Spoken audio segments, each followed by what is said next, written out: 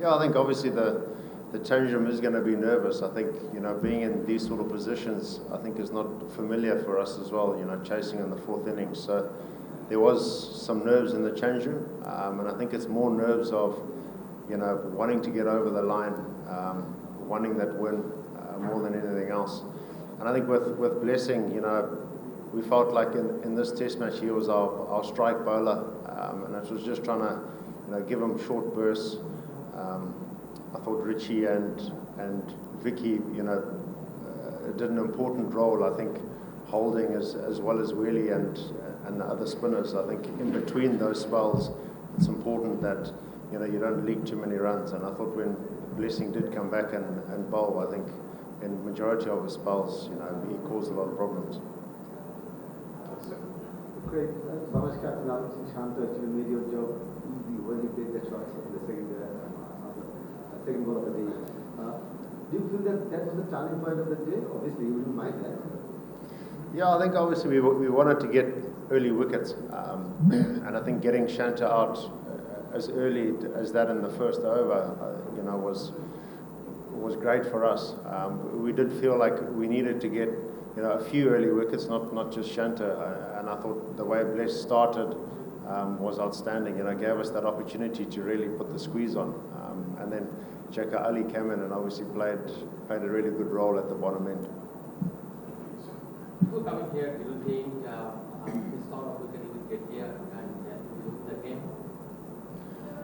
We expected there to be a little bit of grass. I think looking at the history here in Sylhet, I think there is a possibility that you can prepare turning wickets. I think the game against Sri Lanka, they looked like there was a little bit of grass, and obviously the few practice days that we had here, when we looked at the wicket, it looked like there was a little bit of grass. So we weren't too sure how the wicket was going to play, but we felt like seamers would play a big role in it. Zimbabwe was also in the test match here in 2018. But do you think this one is more satisfying, especially after the circumstances you have?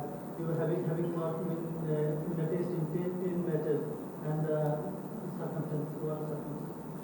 No, to be honest, I think any test win is very important, and I think you have to relish every test win that you get. I don't think one beats the other one. Obviously, I think for different people, maybe there's maybe different importance from one test to another, but I think in terms of winning test matches, they don't come around very often. So we'll certainly enjoy this, but then again, we've got to get to Chittagong and get our heads right for that test match as well. Captain, you'll be playing quite a bit of test match cricket this year, leading up to last versus Australia, the World Test Championship final. You'll be playing tests against them as well.